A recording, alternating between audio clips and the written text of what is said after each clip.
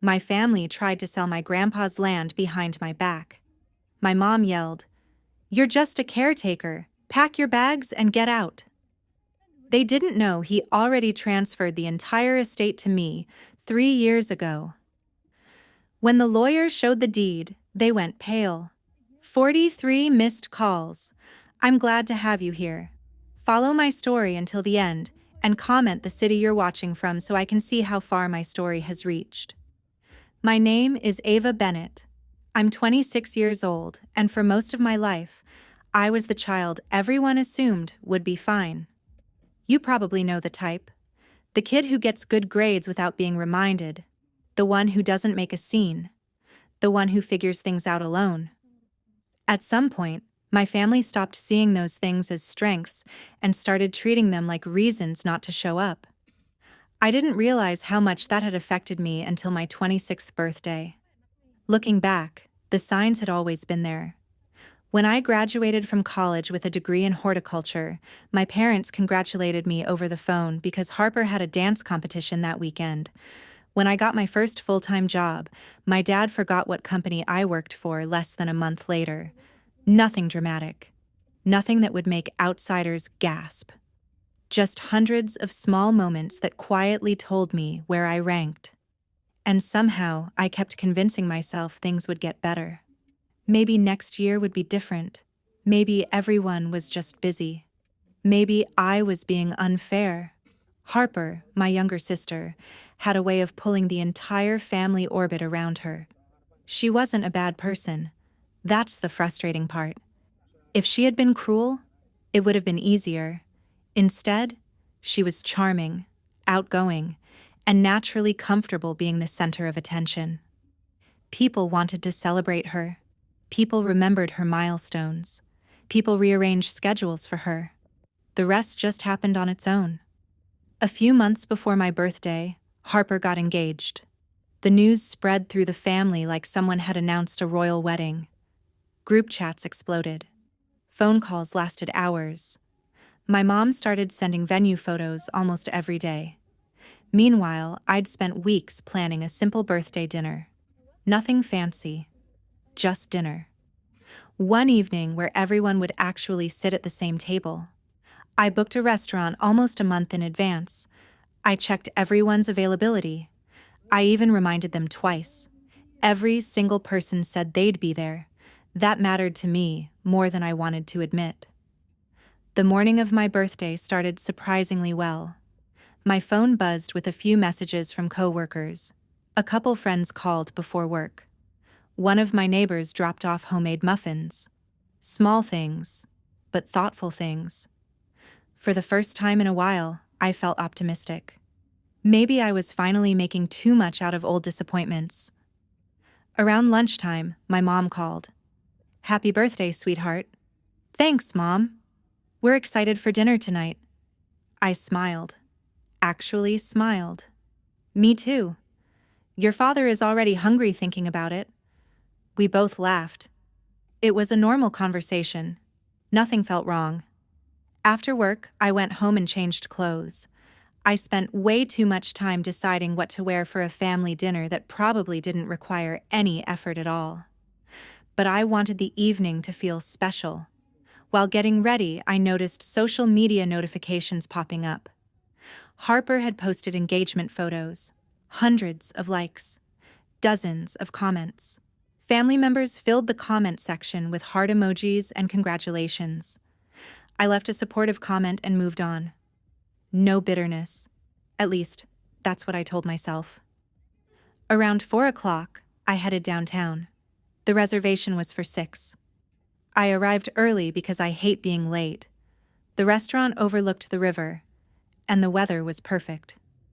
For a few minutes, I just sat there watching people walk by outside. Families, couples, groups of friends. Everyone seemed to have somewhere to be. My phone buzzed. I glanced down immediately. Nothing important. Just an email. 5 minutes later, I checked my messages again. Then again. Then again. I started doing that thing where you tell yourself you're not worried while constantly looking at the clock. At 5 o'clock, exactly 1 hour before dinner, my phone lit up with my mother's name. It wasn't a call. It was a text. A long text. The kind that's long enough to make your stomach drop before you've even read the first sentence. I opened it, and the first line was, "Ava, I'm so sorry, but we're not going to make it tonight."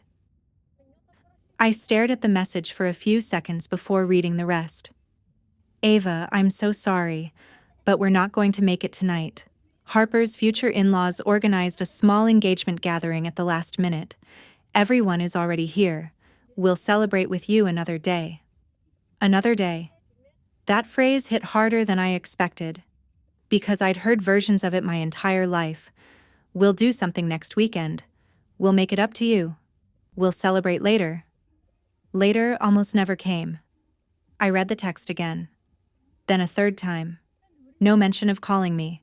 No asking if I was already at the restaurant.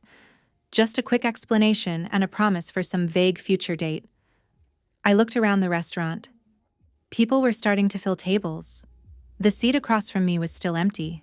So were the 5 seats next to it. My phone remained silent. Not one call. I texted my mom back. "You're all at the engagement party?" A few minutes later, she replied, "Yes, it came together very quickly." I almost laughed. The dinner had been planned for nearly a month. The engagement gathering apparently outranked it within a few hours. A waiter walked over carrying a menu. He glanced at the empty table. "Still waiting for the rest of your party?" His tone was friendly. Normal. "Yeah," I said automatically. He smiled. "I'm sure they'll be here soon." Maybe. As soon as he walked away, I felt embarrassed. Not because of anything he said, because I knew something he didn't. Nobody was coming. For a moment, I considered leaving. Then I stayed. Maybe I just needed a few extra minutes before accepting what had happened. My phone buzzed again. This time, it was my aunt. "Happy birthday, Ava." 3 balloon emojis, 1 cake emoji. That was it. A minute later, my cousin sent, "HBD, hope you're having fun tonight." I stared at the message. She was literally at the same engagement party. I knew she was because Harper had started posting photos. A toast. A group picture. Harper showing off her ring. My parents smiling beside her. Everyone looked happy. Nobody looked like they had canceled plans with someone an hour earlier. I set my phone face down on the table, then picked it back up again. You know when part of you keeps expecting a different outcome? Maybe Dad would call. Maybe Harper would send a message. Maybe someone would realize how this looked. Nothing happened. The waiter returned. "You want a little more time?" I looked at the empty chairs. Then I finally said it. "No, it's just me." His expression softened. Not pity. Just understanding. "Got it." I ordered dinner. If I was already there, I wasn't going to leave hungry. The food was good. I barely tasted any of it. The strange thing wasn't that I was sad. I expected sadness. What surprised me was how tired I felt. Like I'd been carrying the same conversation in my head for years, making excuses, explaining their behavior, finding reasons why things weren't really that bad. Maybe Harper needed more attention. Maybe my parents were overwhelmed. Maybe I was too independent. At some point, those explanations started sounding ridiculous. I paid the bill and walked outside. People were laughing as they headed into restaurants nearby. Families, friends, couples, normal Friday night stuff. I checked my phone one last time. A few more birthday texts had arrived. Short messages, the kind people send because the calendar reminds them. None from Dad. None from Harper. None that felt personal. Walking back to my car, I remembered something from when I was 12. I had won a regional science competition. Nothing huge, but I was proud of it. That same weekend, Harper had a school performance. My parents attended hers. They promised they'd come to mine afterward. They never made it. I accepted the apology, just like I always did. Standing in that parking lot 14 years later, I realized something uncomfortable. I couldn't remember a single time they'd chosen me when there was a conflict. Not one. That realization followed me home. My apartment felt unusually quiet when I walked inside. I dropped my keys on the counter and sat on the couch. No TV, no music, just silence. My phone lit up again. For half a second, I thought maybe one of them had finally called. Instead, it was another social media notification, more engagement photos, more congratulations. I set the phone down, then picked it up again. There was one contact I kept scrolling past. One person who almost never called unless he genuinely wanted to talk. One person who never forgot important dates. My grandfather, Walter Bennett. I stared at his name for a few seconds. Then I pressed call. The phone rang twice before my grandfather answered. "Well, happy birthday, kiddo." Just hearing his voice made me smile a little. "Thanks, Grandpa. You sound like somebody stole your truck." I laughed. "I don't even own a truck." "Then somebody stole something." That was Walter. He never pushed people to talk. He just left the door open. For a few seconds, neither of us said anything. Then I told him. Not dramatically. Not even angrily. I just explained what had happened. The dinner. The text message. The engagement party. The empty table. He listened without interrupting. When I finished, he sighed. "I'm sorry, Ava. No excuses. No explanations. No defending anyone. Just 4 words. Strangely enough, that helped more than anything else. You know," he said, "I've got a birthday pie sitting in my kitchen right now." "A pie? Store-bought, don't get excited." I laughed. "That's your sales pitch?" "It's working, isn't it?" A few days later, I drove out to see him. My grandfather lived several hours outside the city on the old Bennett property. Most people in the family simply called it the farm. There were orchards, greenhouses, storage buildings, and acres of land that had been in the family for generations. As a kid, I loved visiting. As an adult, I realized how much work the place actually required. Walter met me outside the house. He was older than I remembered. Not fragile, just slower. He gave me a quick hug. "Good. You came. You bribed me with pie. Smartest thing I've done all week." Inside, we spent almost an hour talking. Nothing heavy. Local gossip. Weather. A neighbor who apparently kept losing chickens in increasingly creative ways. For the first time since my birthday, I felt relaxed. Nobody was asking me to be understanding. I could just exist. Eventually, Walter stood up. "Come on. Where are we going?" "Walk." "That's not a destination." "Sure it is." I followed him outside. At first I thought he was simply showing me around for old time's sake. Then I started noticing things. A fence leaning at an angle, an equipment shed with missing panels, overgrown sections near the orchards, a greenhouse with cracked glass. The property wasn't falling apart, but it wasn't thriving either. "How long has this been like this?" I asked. Walter shrugged. "A while." "Why didn't you tell anyone?" "I did." That answer surprised me. "You did?" "Several times." We continued walking. "The problem is everybody loves talking about this place." He pointed toward the fields. "Nobody likes working on it." Most family conversations about the property focused on how valuable it was. Almost nobody discussed maintaining it. We reached one of the older greenhouses. Inside, rows of neglected plants sat beneath dusty panels. Some were healthy. Others clearly weren't. I stepped inside automatically. Without thinking, I started checking irrigation lines and examining leaves. Walter watched quietly. Finally, he smiled. "There it is." "There what is?" "That look." I laughed. "What look?" "You're the only grandkid who ever came here and paid attention to the plants." "That's because plants are interesting." "Exactly." He wasn't wrong. Even now, I found myself mentally making a list of repairs, what needed replacing, what could be saved. The conversation felt different after that, less like a grandfather entertaining his granddaughter, more like two people discussing a real problem. For the next couple hours, we walked the property. He showed me the older orchard, an abandoned storage building, and a section of land that hadn't been used in years. By late afternoon, my feet were sore. But for the first time in weeks, I wasn't thinking about my family. I was thinking about possibilities, about fixing things, about building something. I finally headed back toward the house. Walter stood near the porch while I grabbed my keys. "Thanks for today," I said. "Anytime."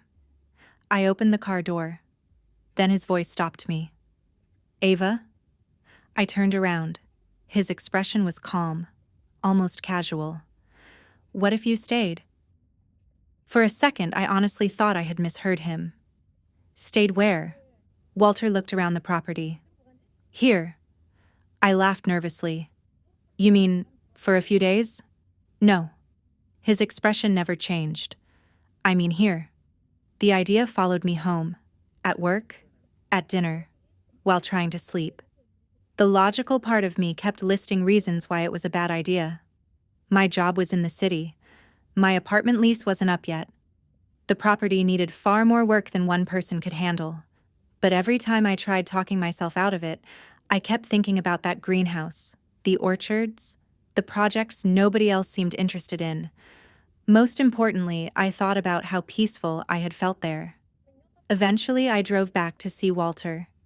"I want to talk about your offer." A smile appeared immediately. I was wondering how long that would take.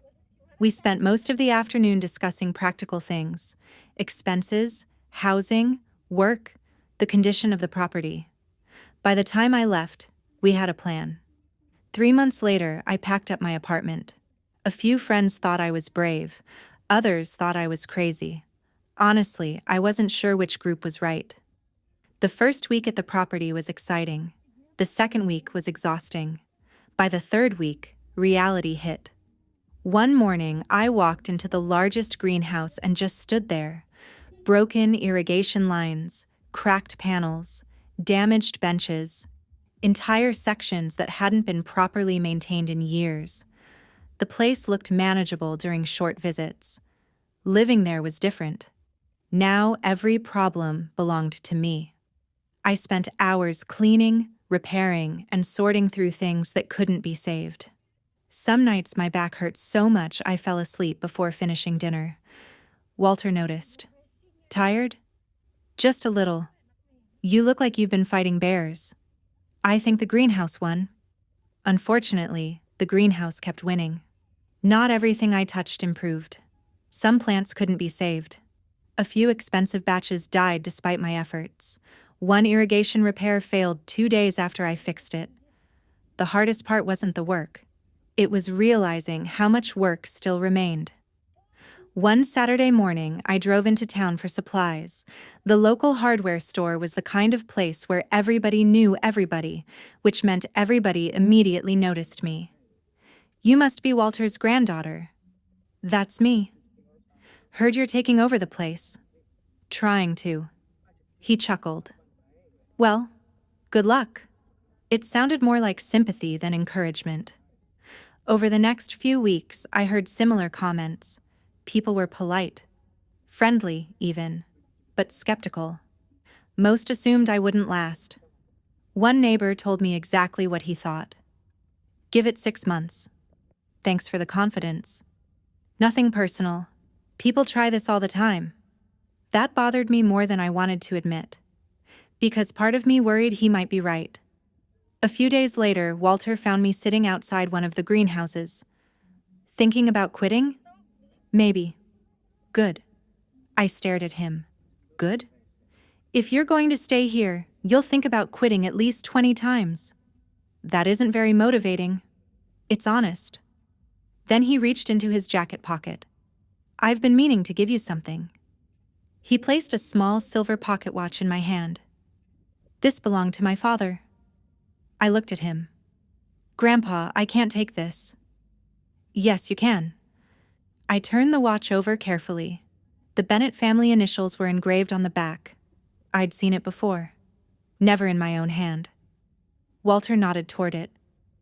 Things matter because somebody takes care of them. His eyes drifted toward the fields. Land. Businesses. Families. And for the first time I realized he wasn't treating me like a visitor anymore. He was treating me like someone who belonged there. The next morning I started working before sunrise. A couple hours later I was carrying tools back toward the shed when something caught my attention near the road. At first I thought it was a pile of old blankets. Then it moved. I dropped the tools immediately and started running toward it. I dropped the tools and ran toward the road. The closer I got, the clearer it became that it wasn't a pile of blankets. It was a dog. An old one. Thin. Dirty. And limping. He tried to stand when he saw me coming, but his back legs gave out almost immediately. Easy, buddy. I crouched beside him. His fur was matted in places, and one of his ears had an old tear through it. He looked exhausted. Not aggressive. Just tired. The kind of tired that comes from being on your own for too long. I looked around the road. Nobody. No collar. No tags. No nearby houses. Just fields. The dog lifted his head slightly and stared at me. Then his tail moved once. Barely. That was enough. Yeah, okay. I sighed. I guess you're coming home with me. Walter looked up from the porch when I carried the dog into the yard. Found a friend? Found a problem. Walter smiled. Those are usually the same thing. The local veterinarian confirmed what I already suspected. The dog wasn't young. He was underweight, dehydrated, and dealing with several untreated injuries. Nothing impossible, but not cheap. I glanced at the estimate and quietly did math in my head. The numbers weren't great. My business was barely getting started. Every dollar mattered. The veterinarian must have noticed my expression. You brought him in when a lot of people wouldn't have. I looked up. She smiled. We'll figure something out. Her name was Dr. Martinez. She reduced part of the cost and helped me create a treatment plan I could actually afford. I thanked her at least 3 times before leaving. The dog slept almost the entire ride home. A week later, he was still sleeping most of the day. Walter sat beside him one afternoon. Got a name yet? I shook my head. The dog opened one eye. Slowly, like he was deciding whether the conversation was worth his energy. Walter laughed. Looks rusty. I glanced at the dog, then at Walter. Rusty? The tail wagged. Once. That settled it. Rusty became my shadow. Not immediately. At first he followed me from a distance, watching, observing, making sure I wasn't planning to disappear. Eventually he started trailing me everywhere. Greenhouses, storage sheds, orchards. If I was working, Rusty was nearby, usually sleeping in a patch of sunlight. Somehow his presence made the long days feel shorter. The property still needed endless repairs, but I had stopped feeling completely alone. Around the same time, something else started changing. The business. Slowly. Very slowly. But it was changing. I began growing specialty seedlings and ornamental plants in one of the repaired greenhouse sections. Nothing huge, just small batches. A few sold at the local market, then a few more. One Saturday, a woman bought nearly everything I had brought. The following week, she returned with 2 friends. Word started spreading. Not fast enough to make me rich, but fast enough to keep me hopeful. People who barely knew my name a few months earlier now stopped to chat. How are the greenhouses coming? Still standing. That's better than most expected. I noticed that. The skepticism wasn't completely gone, but it had softened. The same neighbors who once predicted my failure now asked questions about plants. Some even started offering advice. Not always useful advice, but advice, which was progress. One afternoon at the community market, an older farmer approached my table.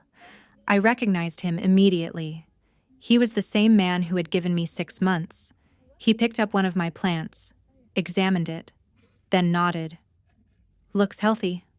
Thanks." He looked at me for a second. "You might actually stick around." I laughed. "That's the nicest thing you've ever said to me." He laughed too. And somehow that felt like a victory. Nothing dramatic, just earned. The kind that matters. By the end of the season, I finally felt like I belonged there. Not completely, but enough. Enough to stop wondering whether I had made a mistake. Enough to start planning further ahead than next week. One evening, I came inside after feeding Rusty and found an envelope sitting on the kitchen counter. Walter was reading the newspaper. "That came for you." I picked it up. The return address immediately caught my attention. Bennett Family Reunion Committee. I frowned. "That's strange." Walter lowered the newspaper. "What is it?" I turned the envelope over in my hands. For as long as I could remember, nobody had ever bothered inviting me to family reunions. Not once. I slowly opened the envelope. I slowly pulled the invitation out of the envelope. Family reunion. Saturday afternoon. Attendance encouraged. I actually laughed. Not because it was funny, because it was unexpected. Walter looked over his newspaper. "What?" "I got invited to a family reunion." "That sounds serious." "I haven't been invited to one in years." "Are you going?" "I honestly don't know." The truth was, I wasn't avoiding my family anymore. I just wasn't chasing them either. For years, I had been the one making calls, sending birthday messages, and trying to stay connected. Lately, I'd stopped doing most of that. Somehow, life had become simpler. Still, curiosity got the better of me. A week later, I found myself driving toward the reunion. Rusty watched me leave from the porch. Walter stood beside him. "Remember," he called out. "Remember what? You don't have to audition anymore." At the time, I thought it was a strange thing to say. A few hours later, I understood exactly what he meant. The reunion was being held at a large park outside town. By the time I arrived, dozens of relatives were already there. Children were running around. People were grilling food. Several family members greeted me warmly, at least at first. Within 10 minutes, most conversations had shifted somewhere else. More specifically, to Harper. Harper's engagement. Harper's wedding plans. Harper's future house. Harper's future career plans. At one point, I sat listening to relatives discuss flower arrangements for nearly 20 minutes. Nobody realized I actually worked with plants. Not one person asked. My aunt eventually sat beside me. "How's work?" "Good." "Are you still doing that gardening thing?" "Gardening thing?" I almost smiled. "I run part of the nursery now." "Oh." She nodded politely, then pointed across the park. "Have you seen Harper's ring?" Conversation over. A younger cousin joined me later. "What are you doing these days?" I explained the greenhouse projects and the nursery. He blinked. "Wait. You're still living at Grandpa Walter's place?" "Yeah." "I thought you were helping him temporarily." "No, I live there." His surprise seemed genuine. That happened more than once. Several relatives apparently believed I was only visiting. Nobody seemed to understand I had built an entire life there. At first that bothered me. Then it stopped. I wasn't angry. I wasn't hurt. I was simply done explaining. For years, I had wanted my family to see me, really see me. Now I wasn't sure I cared anymore. A few relatives eventually asked about the property, but even those conversations felt superficial. "How's the old farm?" "Busy." "You planning to stay long?" "Probably." "Interesting." Then they moved on. The funny part was that my life had never been more interesting. The nursery was growing. I had customers, friends, goals, a dog that followed me everywhere. Meanwhile, most of my relatives still pictured me as the quiet girl from years ago. and for the first time, I stopped trying to correct them. Near the end of the afternoon, Harper finally joined me. She looked genuinely happy. "Mom says you've practically become a farmer." "That's one way to describe it." She laughed.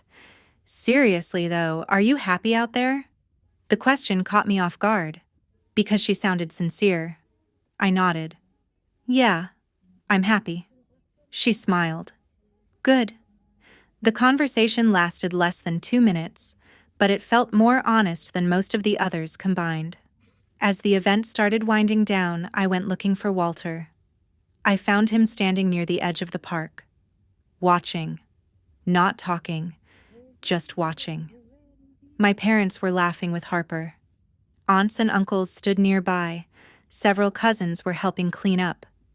Walter's eyes moved from one group to another, slowly, carefully.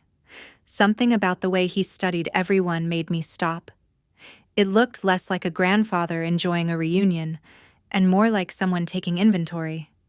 "You ready to head home?" I asked. Walter didn't answer immediately. His gaze remained fixed on the family gathering for a few more seconds. Then he nodded. "Yeah." As we walked toward the parking area, I glanced back at him. He looked thoughtful. The kind of thoughtful that usually meant he had already made up his mind about something. 2 years passed faster than I expected. Not because life became easy, because it became full. The nursery expanded into sections of the property that had been abandoned for years. Several local landscaping companies became regular customers.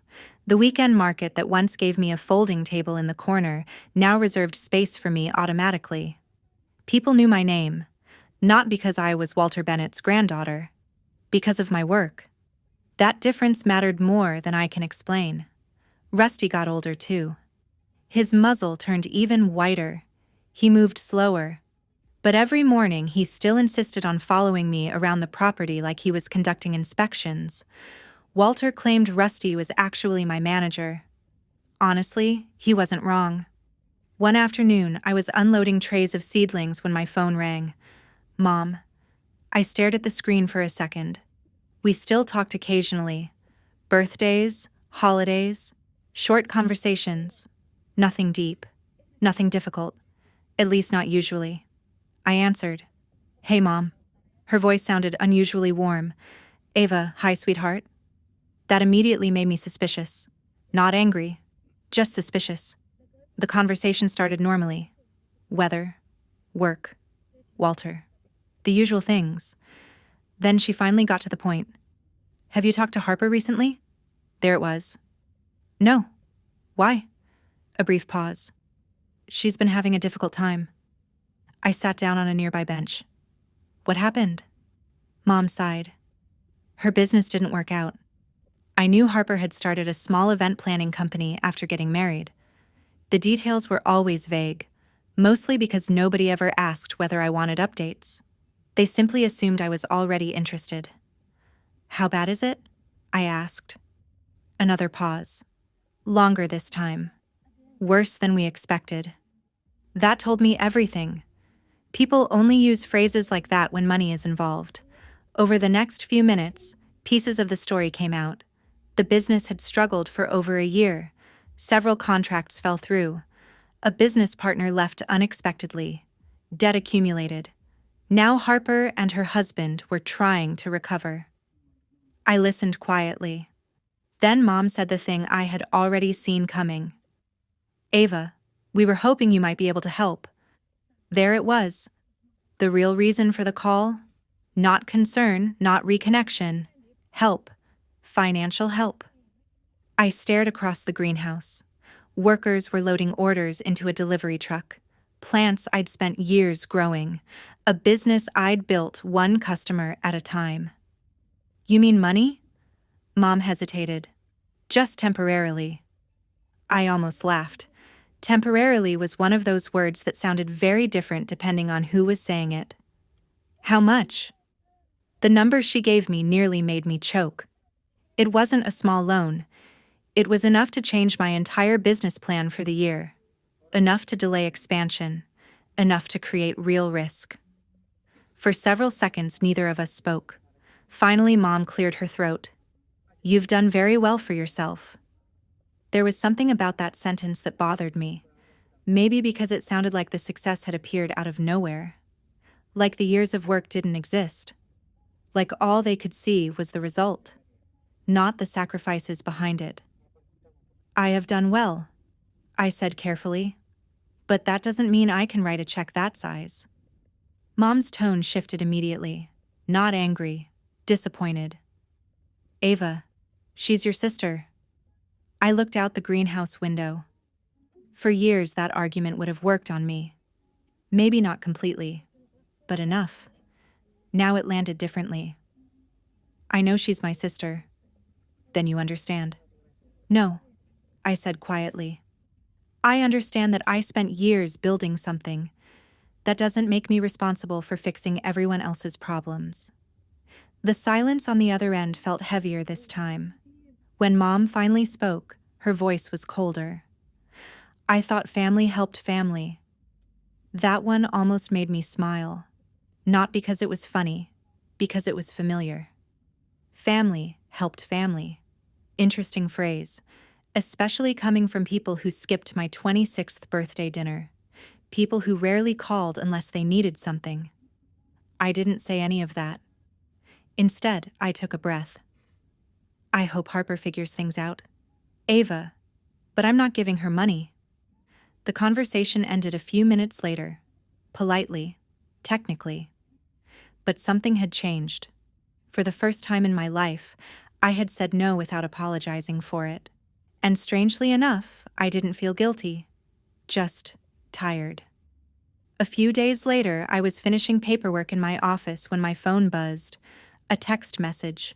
From my cousin Lily. That alone was unusual. Lily and I got along fine. We just didn't talk often. I opened the message. There was only one sentence. "You need to know what they're planning." I stared at the screen. Then another message appeared. And suddenly my stomach tightened. I opened Lily's second message immediately. My eyes moved across the screen. Then I read it again. And a third time. The message wasn't long. That's what made it worse. They're already talking about what happens to the property when Grandpa passes away. For a moment, I just stared at it. Then I typed back. "What do you mean?" The response came almost instantly. "Family dinner last weekend. They were discussing whether the land should be sold." I sat back in my chair. Sold? That word immediately bothered me. Not because Walter owned valuable land. What bothered me was how casually it appeared in the conversation, as if the property were already sitting on the market, as if Walter wasn't still alive. My phone buzzed again. Mom thinks selling it would solve a lot of problems. Then another message arrived. Some people were already estimating what their share might be worth. I actually laughed. Not because it was funny, because it was ridiculous. Lily eventually called. "I figured texting would sound crazy." "It kind of does." "I almost didn't tell you." "Why?" "Because I wasn't sure if it was my business." Lily had never been the type to create drama. If she was contacting me, there was probably a reason. What exactly did they say? Apparently, the conversation had started innocently enough. Someone mentioned Walter's age. Someone else mentioned future planning. Then the discussion shifted toward the property. One relative estimated its market value. Another talked about developers who might be interested. Before long, people were discussing percentages, potential payouts, how much land could be sold, who might receive what. The more details she shared, the less comfortable I felt. Not because they were discussing inheritance. Families do that. What bothered me was something else.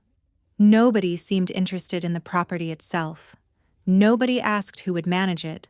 Nobody talked about the greenhouses, the nursery, the orchards, the employees, the customers. Years of work. The entire conversation focused on value, not responsibility. Value. Eventually, Lily asked, "Did they talk to you about any of this?" "No." That's what I thought. That part bothered me most, because I lived there. Every day. I worked that land, maintained the buildings, managed the business. Yet nobody had called, nobody had asked, nobody seemed interested in my opinion. After hanging up, I walked outside. Rusty followed me as usual. I stopped near the greenhouse that had once been full of dying plants. Now it was one of the healthiest structures on the property. Rows of thriving plants stretched beneath clean glass panels.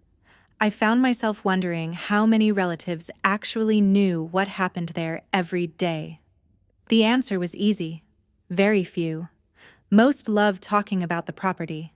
Almost none spent time on it. That realization stayed with me through the rest of the evening. A few days later, another moment made the situation feel even stranger. My mother called. The conversation started normally. Then she casually asked about repairs on one of the older buildings. I frowned. "How do you know about that building?" A brief silence. "Your uncle mentioned it." That answer raised more questions than it solved. My uncle hadn't visited the property in nearly 2 years, yet somehow he had opinions about its condition. By the time the call ended, the uneasy feeling had returned. Not fear, not anger, something closer to suspicion. Everyone suddenly seemed interested in the property. Everyone suddenly had plans for it. And nobody was talking to the 2 people who actually lived there. That evening, I found Walter sitting on the porch with a cup of coffee. Rusty was stretched out beside him. The old pocket watch rested in my hand. Walter glanced up. "You look like you're thinking too hard." "I probably am. That's usually dangerous." I smiled and sat beside him. For a moment, I watched the fields and greenhouses. Then I turned toward him. "Grandpa." Walter lowered his coffee cup. "I need to ask you something." Walter looked at me for a moment. Then he nodded. "Go ahead." I turned the pocket watch over in my hand. "I got a call from Lily." That was enough. His expression changed slightly. Not surprise, more like confirmation. "She told me the family has been talking about the property." Walter leaned back in his chair. "I figured that would happen eventually." "You knew?" "Of course I knew." He took another sip of coffee. "People think old men stop noticing things." "You notice everything." "Exactly." A small smile crossed both our faces. Then I asked the question that had been bothering me for days. "Are they really talking about selling this place?" "Some of them are." The way he said some told me everything. Not everyone, but enough. "Doesn't that bother you?" "It depends." "On what?" "Whether they're talking about the land or the money." I already knew the answer. Apparently he did too. "When your grandmother was alive, people visited because they wanted to be here," he said. "After she passed, the visits became less frequent." I stayed quiet. When something breaks around here, I know who shows up. When there's work to do, I know who volunteers. He glanced at me. And I know who suddenly appears when somebody starts discussing value. The words weren't angry. That somehow made them hit harder. "I don't think they're bad people," he added. "That's not what I'm saying." "Then what are you saying?" "I'm saying people reveal what matters to them." The porch fell quiet again. Rusty shifted beside the steps. I looked across the fields and greenhouses we had spent years repairing. "This place means a lot to you," I said. Walter laughed softly. "No." That surprised me. "It doesn't?" "Not the way people think." He pointed toward the property. "The buildings aren't important. The land isn't even the important part." "Then what is?" "The work." His answer came instantly. "The responsibility. Leaving something better than you found it." Then he looked directly at me. "You understand that?" I didn't answer. Because he was right. Over the past 2 years, I had poured everything into this place simply because I cared. Walter smiled. "You never asked what this property was worth." "I guess I never did." "No." You asked what could be saved. That one stayed with me. A few moments later, Walter stood. Come inside. There's something I want to show you. Rusty followed us into the house. Walter led me into his office and pulled a thick folder from a drawer. He placed it on the desk. What is that? I asked. Part of the future. That's not an actual explanation. He laughed. No, probably not. Then his expression grew serious. Ava, I started planning for the future years ago. I straightened in my chair. I met with attorneys, reviewed everything. The property? The property. The business. All of it. You already planned everything? Yes. How long ago? A while.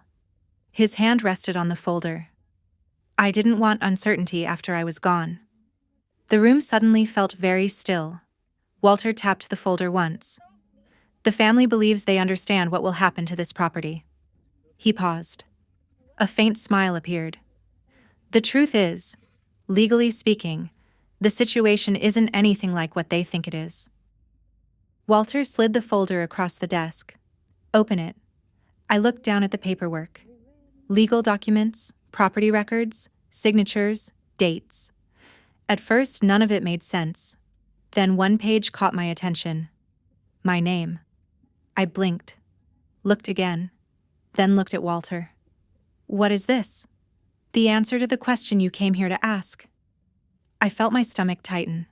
Slowly, I turned another page, then another. The more I read, the clearer it became. Grandpa. My voice sounded strange. Why is my name on all of this? Because it belongs there. The documents showed a transfer of ownership, not something planned for the future, already completed. Years ago, I honestly thought there had to be some mistake. There's no way. There is. When did you do this? 3 years ago. 3 years. I sat there trying to process that. 3 years ago, I was still figuring out whether moving here had been the right decision. And during that same period, Walter had already made one of the biggest decisions of his life, without telling anyone, including me.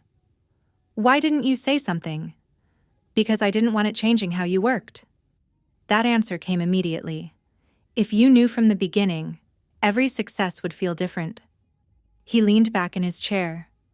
I wanted to know whether you cared about the property itself. I looked around the office, the photographs, the records. Decades of family history. You trusted me that much? Walter smiled. No. That caught me off guard. Then he pointed toward the window. I watched you earn it. The room suddenly felt heavy. I thought about the greenhouses, the nursery, the repairs, the setbacks, the years spent building something that had never belonged to me. Except apparently, it had. For a long time. What about Mom? I asked. What about Harper? What about everybody else? Walter's expression softened. They'll learn when the time comes. The certainty in his voice told me the decision had been made long ago. Over the following weeks, life continued much the same on the surface. The nursery stayed busy. Customers came and went. Rusty followed me everywhere. But something had shifted inside me. Every greenhouse felt different now. Not because I saw dollar signs, quite the opposite. I finally understood why Walter had spent years teaching me every corner of the property. He hadn't been showing me around. He had been preparing me. That realization became harder to ignore as his health began changing. At first, it was small things. He got tired more easily, walked shorter distances, skipped jobs he normally insisted on helping with. Then came doctor appointments. And more appointments. Walter never complained. That was probably the hardest part. He carried on exactly the way he always had, even when everyone around him could see the difference. One evening, while we were closing up the nursery, he rested a hand on my shoulder. You'll be fine. I immediately knew what he meant, and I hated it. Stop. What? Talking like that. He smiled. You know I'm right. Neither of us said much after that.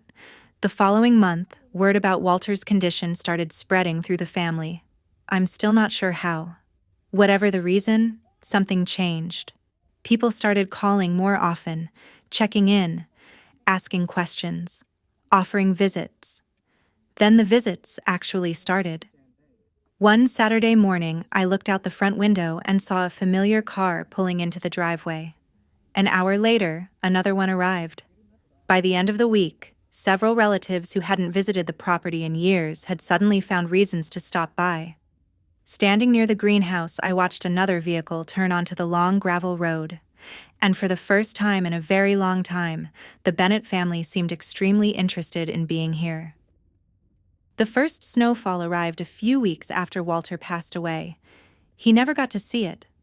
The funeral was quiet. The property felt strange without him. Too quiet.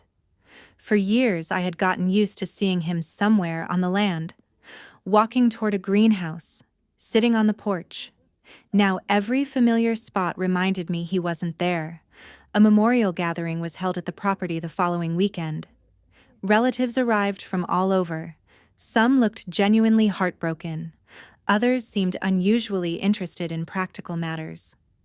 Before long, conversation started drifting toward the future. I overheard snippets everywhere. Developers would pay a fortune. The land value alone has to be enormous. I wonder how they'll divide everything. Nobody said those things loudly, but they said them. The assumption seemed universal. Walter was gone. The property would be sold. The money would be divided. Then the attorney arrived. Walter had arranged for a formal reading. Conversations stopped immediately. Everyone suddenly wanted details. The attorney stood near the front of the room holding a folder.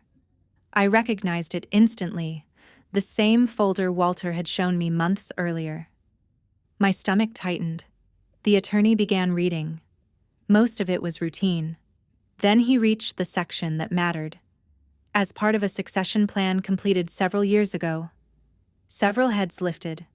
Ownership of the Bennett property, associated agricultural operations, business assets, and related holdings was legally transferred prior to Walter Bennett's death.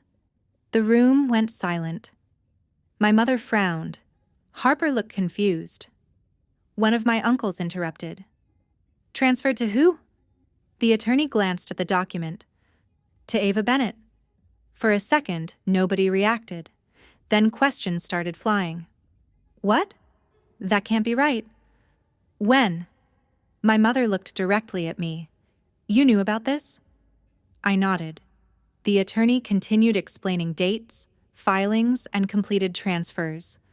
Everything had been done legally years ago. Nothing could be contested. Nothing was pending. The decision had already been made, a long time ago.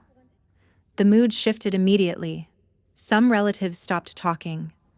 Others suddenly wanted to explain how much they cared about Walter. A few left earlier than expected. Harper eventually found me outside near the greenhouse. Neither of us spoke for a moment. Then she sighed. "So that's why Grandpa kept asking about your projects?" "Maybe." She nodded. "I think he was proud of you." For once, there was no competition in her voice, just honesty. "Yeah," I said. "I think so too." My mother approached later. That conversation was awkward. She apologized for some things, not everything, just enough to acknowledge the distance between us. Years of hurt don't disappear in one afternoon. But at least neither of us pretended anymore. As the sun started setting, most of the guests headed home. Cars disappeared one by one down the gravel road. Eventually, the property became quiet again. Just me, Rusty, the greenhouses, the fields. The life Walter had trusted me to continue. I stood on the porch holding the old pocket watch. Then my phone buzzed. A message from a relative. One final attempt. "Have you thought about selling?" I stared at the screen for a moment, then typed a simple reply. "No." That was it. No argument, no explanation, just no. Because this place was never just land, it was home.